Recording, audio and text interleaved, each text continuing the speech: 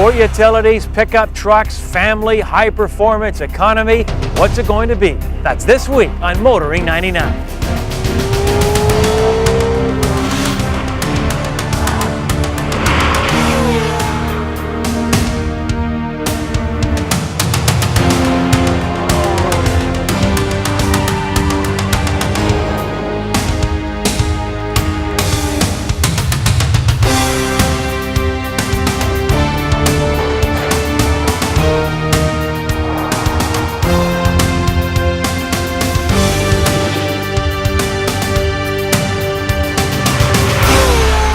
TSN's Motoring 99 is brought to you by Quaker State Motor Oils, formulated for the vehicles you drive and the way you drive them. And Midas Car Care, the way it should be. Imagine being surrounded by every brand new car and truck on the market. And imagine having a key to every vehicle. Sound like a dream? Well, for automotive journalists, it's a reality. Hello everybody and welcome to Motoring 99. We're here in Shannonville, Ontario. This is the site for the annual Test Fest set up by the Automotive Journalists of Canada. Now they're here to pick a car of the year, and that can be a daunting task. But imagine picking the car of the last 100 years. Now that's not a crazy idea, that's reality too. As a matter of fact, as we speak, automotive journalists around the world and you, the public, are selecting the car of the century. About 10 years ago, a Dutch automotive journalist by the name of Fred van der Vlug got the idea of the car of the century, of celebrating a car of the century, because the automobile, as you know, has been made probably a greater impact on mankind than any other single invention. So he felt that it would be appropriate to select the one vehicle that best represented what the automobile was in the 20th century. And the first public exhibit of the 100 cars occurred in Amsterdam just in the end of June. It then came from Amsterdam here to the Canadian National Exhibition, and it's going from here to Melbourne, Australia, and will travel to 21 major cities around the world before the final selection is announced in Las Vegas on December the 4th, 1999. The public will have input at kiosks such as here and by paper ballots and through the internet, and by March 99, the selection will be down to 25 to 35. 25 from the jury, and it could be up to 10 from the public.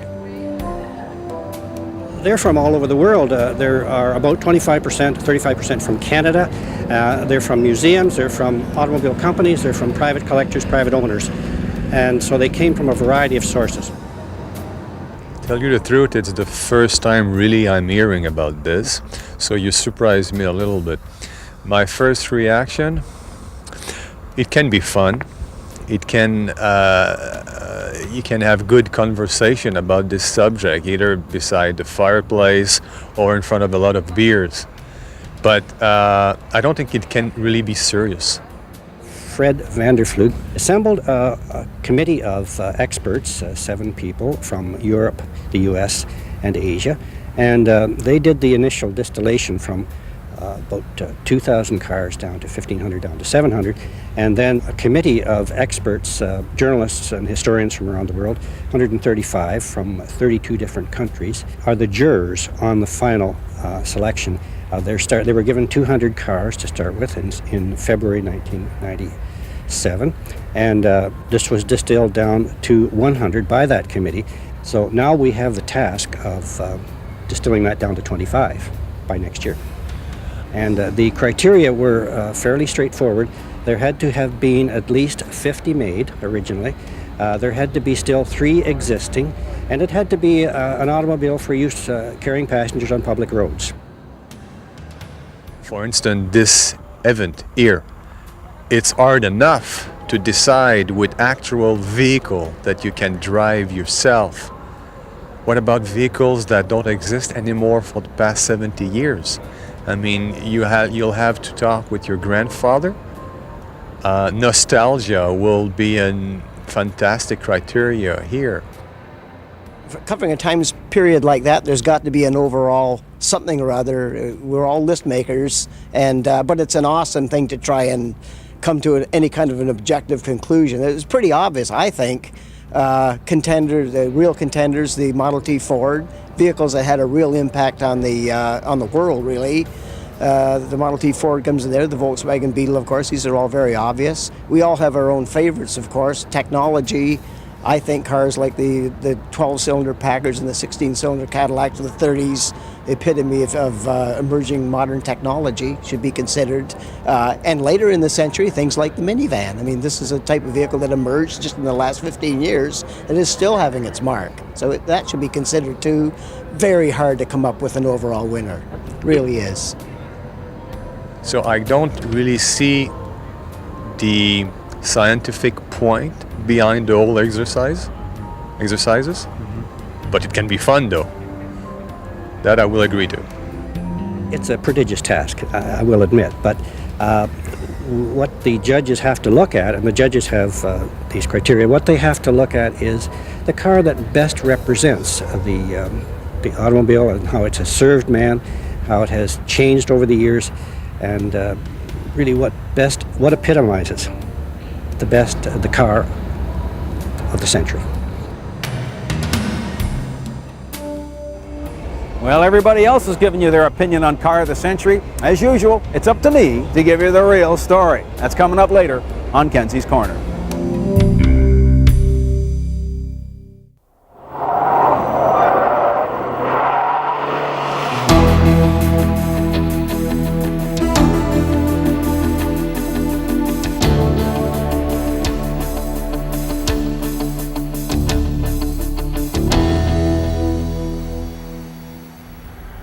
A while back, Brad promised we'd take a look at the Volvo S80. Well, this week on Test Drive we do. A car that's being billed as the safest Volvo ever. The S80 T6 is powered by a transversely mounted 2.8-litre inline-six that's good for 268 horsepower and 280 pounds-feet of torque. The power output and the fact that the peak torque is generated anywhere between 2 and 5,000 RPM is down to a pair of low-inertia turbos, each of which is being powered by 3 of the cylinders. This strategy eliminates the lag associated with one big blower. To keep the emissions in check, the S80 features continuously variable valve timing, which alters the point at which the exhaust valves open and close. Elsewhere, the throttle is controlled not by a cable but by a wire. This again helps to limit pollution as well as improving fuel economy. This system allows the driver to switch between gears, adding a manual feel to the Slush-O-Matic. The biggest benefit is that it allows you to hold a specific gear in a fast corner. Normally an automatic will upshift mid-corner, which upsets the handling. It also features a winter mode that forces a third gear pull-away. This, the stability and traction control system, and a viscous limited slip front diff should do away with any unwanted wheel spin. Suspension-wise, the S80 gets struts up front, a multi-link design in back and roll bars at both ends. For a large sedan, this car handles like the dickens. Part of the agility can be put down to a stiff body, part to the passive rear-wheel steering allowed by the rear suspension design. While the steering's dynamic performance on the skid pad is wonderful, when you get to an environment like your local mall, it loses out for 2 reasons. First of all, the inline-six makes for one very large turning circle. The second thing, at low speeds, the steering loses its linearity and becomes very bulky to the feel. It could also do with a little more assist. Stopping power comes from a 4-wheel disc brake system that works via a 3-channel anti-lock system. Hauling the heavy Volvo to rest requires but 115 feet from 80k. No question, this Volvo is truly stylish. However, at the front there's 2 pieces that are out of character. These little black bits. Now, a little bird told me that Volvo are having a hard time making the paint stick. That said, next year this piece will be body coloured. Inside, the S80 is elegantly attired, featuring all the usual power gizmos and gadgets, full leather, head restraints that flop forward to improve rearward visibility, and a thing that emerges from the top of the dash. Now, this is the screen for the onboard navigation system. You know, when you fork over 57 grand for a car, you have certain expectations. One might be that they would actually finish the area where they mount the navigation unit. The S80, it's not. The other thing that you might expect, a full-size spare tyre and a real rim. When you check underneath the floor mat, what have you got? A donut on a steel rim. The key element in the Volvo is built-in safety. Along with his and hers airbags and side airbags, the S80 gets a side curtain. This thing deploys along the entire length of the body from the roofline in just 25 milliseconds. As well as absorbing the impact, it helps to keep the occupants in the car. The other item is the whiplash protection system.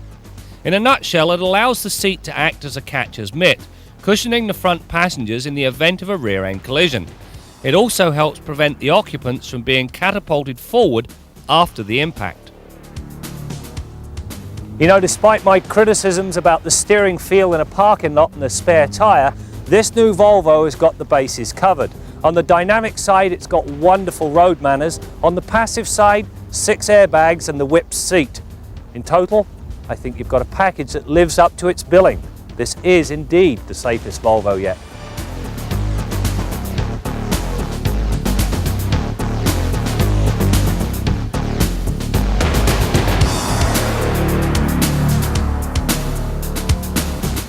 To date, our long-term Passat is living up to its billing, for the most part. Now I say the most part because we have 2 pet peeves. First, there is a noticeable turbo lag in first gear. True, it's not an issue for the bulk of our driving, but it sure rears its ugly head at the most inopportune moments. The second peeve is that as the kilometres climb, so do the number of rattles and squeaks. Now while it's true that not one of them is enough to complain about on its own, when combined, well, that's a different story. On our next update, we'll take a look at the dynamic qualities of the Passat. People think of Mercedes-Benz as perhaps for an older segment. Things are changing.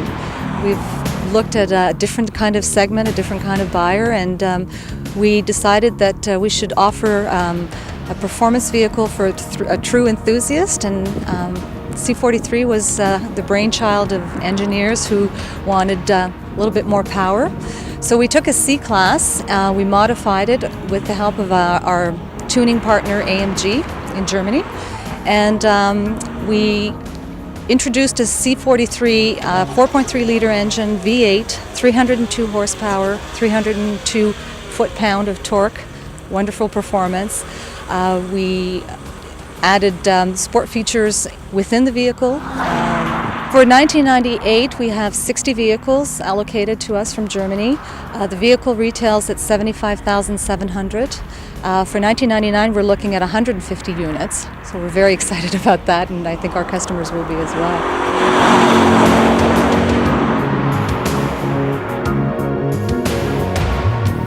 Our Midas tip of the week concerns rear disc brake systems. On some systems, like this 97 Grand Cherokee, we've actually got 2 systems in one. A caliper, pads, and brake rotor stopping the vehicle under normal circumstances, and hidden inside the brake rotor, a set of brake shoes and a drum to serve as the emergency or parking brake system. However, you can see by the heavy buildup of rust in this drum area that something's not quite right. The problem is that this vehicle has never been stopped while in motion by using the emergency or parking brake system. So they've never generated the heat and friction necessary to scrub this area and keep it clean.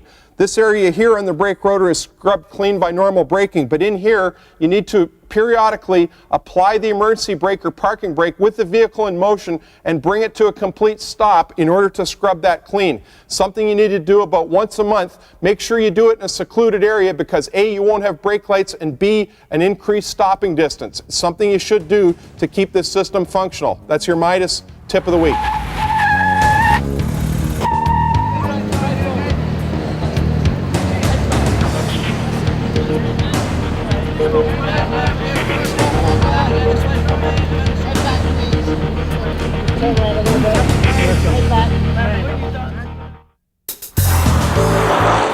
Well, it's a pretty exciting time for us at Daewoo. We're all probably pretty familiar with launching new cars, but here we have the opportunity of launching a new car and a new company to the Canadian market. Now, the company's not totally new. People that are familiar with the computers and television sets and refrigerators have seen the Daewoo name before, but certainly not in the automobile industry. So we're coming to market early, right at the beginning of 1999, with a line of 3 automobiles manufactured by Daewoo. And we'll be launching them in Ontario and Quebec initially, and then rolling out across the country after that. History of the cars with Daewoo goes back over 20 years now. They have cars on the market ranging from the 800cc Matisse, which is a micro car, right up to a super luxury automobile that would compete with the top luxury cars that you see on the road today. Incidentally, make sure you join us next week when Graham Fletcher gets behind the wheel for Motoring's first test drive of a Daewoo. All right, let's head to the garage. Join Bill Gardner. Well, Brad, here's a vehicle that's probably one of the most popular vehicles on the road today, the Dodge or Plymouth minivan. Hundreds of thousands of these things running around on Canadian roads, and we found a pretty common problem with these vehicles. Now, since they were first introduced, the Dodge minivan has had drum brakes on the rear. It's quite an acceptable setup as far as I'm concerned. You can see that the drum is generously sized and well finned, and it's a good solid husky brake drum.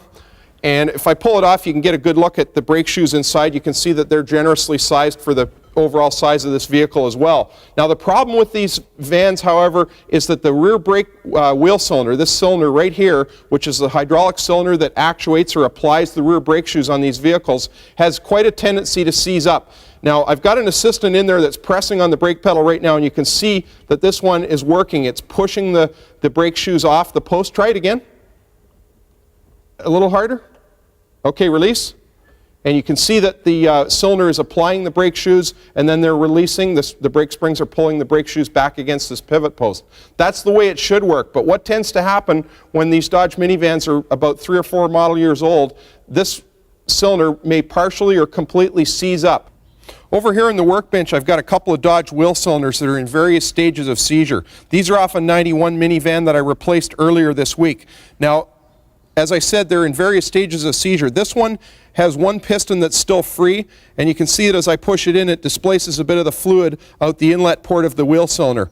However, if I turn this one around, the other end of this same cylinder is completely seized. As hard as I press on that, no matter how hard I press, I can't move that piston in the bore. If it was free, when I push on that piston, you'd see fluid being displaced out the inlet port just as it was earlier. Now, that's the bleeder screw that bleeds the wheel cylinder after you've installed it, and there's a couple of threaded holes to mount the wheel cylinder securely to the backing plate.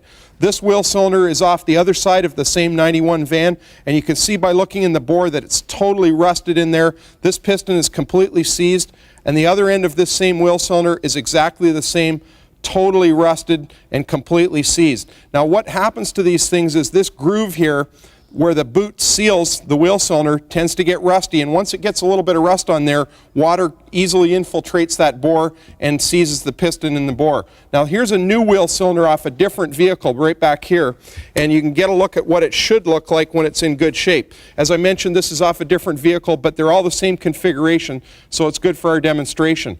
Now, that's what it should look like when it's good. This one's brand new. There's the brand new piston. Down inside is the cup that seals the fluid into the wheel cylinder.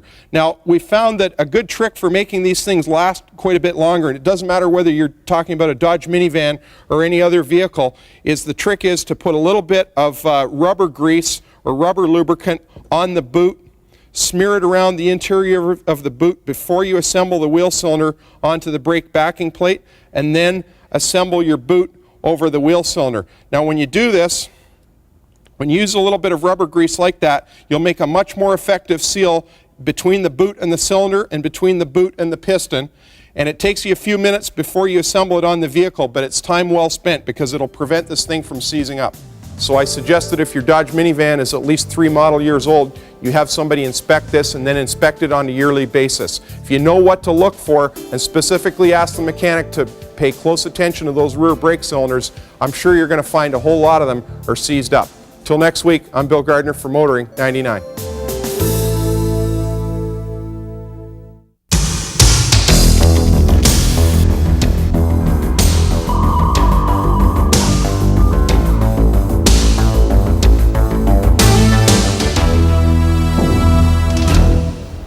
This is the Car of the Century display. These purport to be the 100 most significant cars of the 20th century as chosen by a panel of alleged experts. Now, anytime you've got voting, you've got politics. And some of these entries, frankly, well, they prove the failure of democracy. It also proves the European-centeredness of this panel. 6 Lancias, Listen, North America is the #1 car market in the world. They didn't sell 6 Lancias lifetime to date in this part of the world. How significant could they have been? The Renault R5, the Alfa Romeo Alfa Sud, Europeans wouldn't dare stand next to these things for fear of being kneecapped when they exploded. Mind you, some of the North American entries are pretty strange too. The Dodge Viper, one of the 100 most significant cars of the entire century, it's not even close. Now, these guys didn't get it totally wrong. Give me a little leeway on model designation and model year, and at one time or another, I owned 6 of the cars in this display. But where's the American Motors Hornet? Well, you know, politics reared its ugly head in another way here. A local radio commentator complained that the VW Beetle shouldn't be in this display because it was developed while the Nazis were in power in Germany. What was that, 65 years ago? Let's not forget, the Beetle was a disaster at that time. It wasn't until after the war, when the Nazis were defeated, that the car became the huge commercial success that it still is. It's also a thoroughly horrible little car, but let's not forget, Celine Dion sells a lot of records too. The #2 car in this display has to be the Model T Ford, and let's remember that Henry Ford himself wasn't exactly a paragon of political correctness. #3, well, for me, it's got to be the Austin Mini. This was the prototype of all subsequent small cars. Now, I don't know what the politics of its developer, Sir Alec Isagonis, really were, and frankly, I don't think it matters. I'm Jim Kenzie. I'm behind the wheel of a 1999 BMW M Coupe. You know, for many years, whether it's the 3, the 5, or the 7 series, BMW has always maintained a common thread when it comes to design. They've always felt that the ultimate driving experience is enough to sell their vehicles, and who can argue with them? But then came along the Z3 and now the M Coupe. And BMW showed they can certainly extend the lead in the design pencil when they have to. You know, obviously this design is not everybody's cup of tea, but there's an old adage in the broadcasting business that says, don't be concerned whether the audience likes you or not. It's when they don't know who you are that you've got problems. Well, obviously BMW does not have that problem with this vehicle. Well, that's it for now, but make sure you join us next week as we continue to bring you more stories about cars and the people who drive them.